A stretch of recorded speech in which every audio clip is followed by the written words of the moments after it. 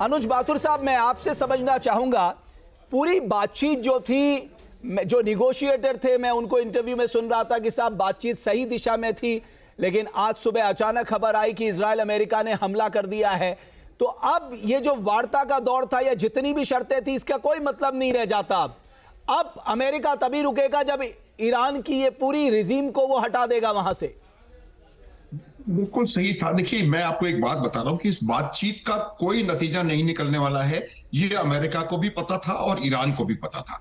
ये जो बात कल हुई है कि कुछ इसका हमारा कोई इसमें हेडवे मिलने की संभावना बन रही है, उस बात का ही लाभ उठाया गया है। देखिए, जो अटैकिंग फोर्सेस होती हैं, उनके पास इनिशिएटिव होना बहुत जरूरी है, और उनको सरप्राइज जब मिल जाता है पूरा, तो उनको, मुझे लगता है, उनको जो उनको रिजल्ट परिणाम मिलते हैं वो आउट ऑफ प्रोपोर्शन हो जाते हैं।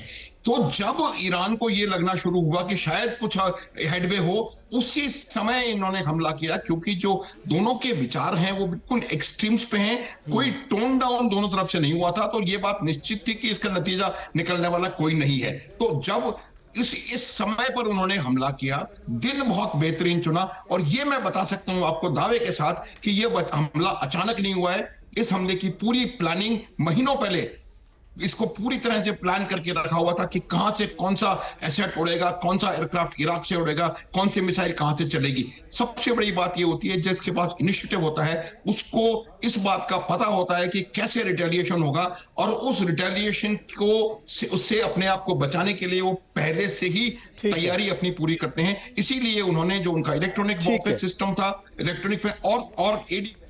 बिल्कुल, एक और बड़ी खबर आ रही है। अबू धाबी में ईरान के हमले के बाद भगदड़ मच गई है। ईरान के हमले के बाद जान बचाकर भागते दिखे लोग।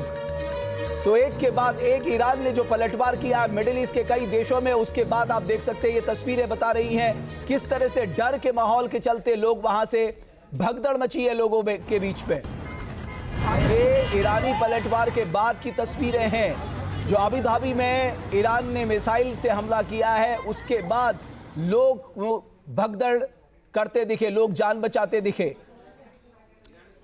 वापस मधुरैन का रुख कर लेते हैं। मधुरैन, एक तरह से अब जो है ईरान का जो पलटवार है, जो हम शुरू से हम रोज बात बता रहे थे कि ईरान के पास अब मिसाइल पावर है, लेकिन इतना है कि वो 2000 किलोमीटर के दायरे में ही है, यानी मिडिल ईस्ट और ज्यादा से ज्यादा इजराइल।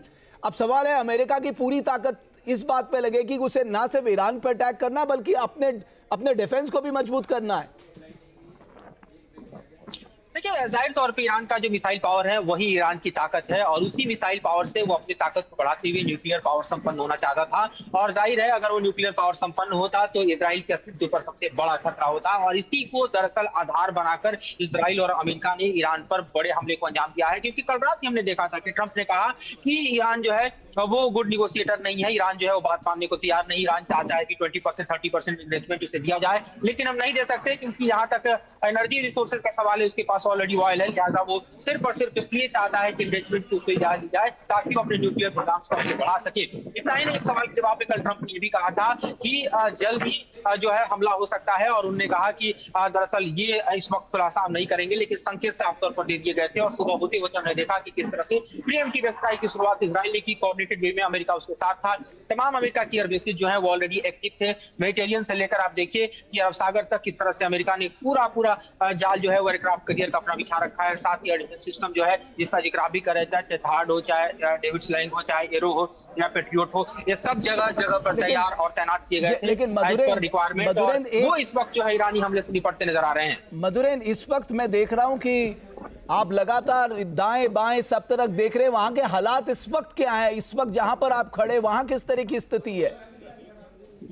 देखिए, पूरी तरह से कर्फ्यू के हालात हैं, और इसलिए हालात हैं क्योंकि सुबह से ही दरअसल सायरन बज रहे हैं। सुबह से ही दरअसल स्थिति ऐसी है कि हर वक्त जो है ये यहाँ पर बंकर की तरफ भागने की जद दिखाई देती है, और लोग जो है ऑलरेडी पैनिक में हैं। हालांकि आपको मैं कुछ दृश्य दिखाता हूँ। देखिए, सड़कें इस वक्त जो है पूरी तरह से आपको जो है सुनसान नजर आएगी। हालांकि इस वक्त जो है सायरन नहीं बज रहा, लेकिन देखिए जो प्रमुख सड़कें हैं वो आपको पूरी तरह से सुनसान दिखाई दे रही हैं। दोनों तरफ देखिए रास्ता पूरी तरह से खाली दिखाई दे रहा है। तो ये अपने आप में बतलाने के लिए काफी है कि किस तरह से दरअसल इस वक्त जो है है वो सायरन नहीं बज रहा, बावजूद इसके लोगों के भीतर जो है बाहर निकलने की कोई आतुरता जल्दीबाजी नहीं है। जबकि अमूमन होता था कि सैटरडे के दिन जब ये अपने धार्मिक पर्व को मना लेते थे, उसके बाद सड़कों पर चहलकदमी और अपने समय को एंजॉय करना, पार्टी और मेडिटेशन के बीच पर जहां आप भी कई बार रह चुके हैं, यहाँ पर भी लोगों का हजारों की संख्या में हुजूम, वाटर स्पोर्ट्स से सब कुछ दिखाई देता था। लेकिन आज की तारीख में मैं देख रहा हूँ कि ये पूरा सन्नाटा है। ऐसा सन्नाटा हमने कभी नहीं देखा, हमास के युद्ध के दौरान भी नहीं देखा। जो 12 दिन के साथ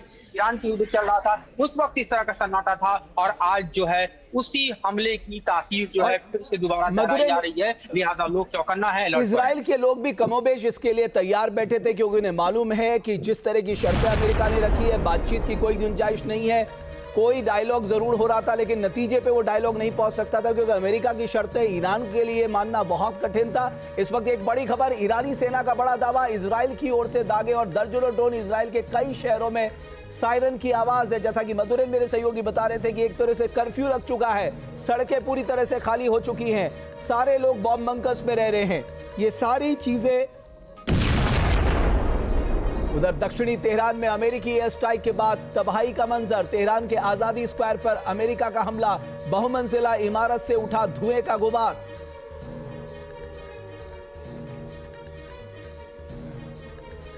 तो ये जो सुबह से आज युद्ध शुरू हुआ है, तो उसके बाद जो पलटवार हुआ है, अब देखना यह है कि किस तरह से अमेरिका और इजराइल अब ईरान का जवाब देते हैं। प्रोफेसर जजाति Patnaik, school of international studies, और निप कुमार मेहता साहब भी मेरे साथ जुड़े हैं। पटनायक साहब, मैं आपसे समझना चाहता हूं, ये तो पहले से तय था, क्योंकि अमेरिका शर्त मानना एक तरह से नामुमकिन था ईरान के लिए। उनका कहना है कि अपने न्यूक्लियर प्रोग्राम छोड़ दो, आपने आईसीएम बना दी, उसने कहा हमने आईसीबीएम नहीं बनाई है, उसने कहा अपना इनरिच यूरेनियम हमें दे दो, है ना। तो कुल मिलाकर आपने ऐसी शर्तें रख दी जो आप जानते थे कि ईरान कभी नहीं मानेगा, तो बातचीत का नतीजा निकलने की तो संभावना ही नहीं थी। देखिए, बात है कि अमेरिका जो शर्त रखा है ईरान के लिए कभी मंजूर नहीं था। फर्स्ट है कि यूरेनियम एनरिचमेंट, क्योंकि अमेरिका का ये शर्त था कि आप 0 एनरिचमेंट करिए, लेकिन ईरान चाहता था कि एटलीस्ट हमको 4% एनरिचमेंट के लिए अलाउ किया जाए, क्योंकि ये हमारा ज़रूरत है पीसफुल पर्पज़ के लिए, इलेक्ट्रिसिटी के लिए, मेडिसिनल पर्पज़ के लिए। और सेकेंड फैक्टर जो है मिसाइल्स का, बैलिस्टिक मिसाइल्स का बात है, तो उसको एक्चुअली अमेरिका का बेसिकली प्रेशर था कि उसको कंटेन किया जाए मैक्सिमम 2000 किलोमीटर्स। आप देखे होंगे जो अमेरिकन प्रेसिडेंट का जो स्पीच था कि ईरान जो मिसाइल्स बना रहे ये यूरोप को भी टारगेट करेगा और अमेरिका को टारगेट करेगा। इसके बाद ईरान का फॉरेन मिनिस्टर कैटेगोरिकली बोले ये सारा झूठ है।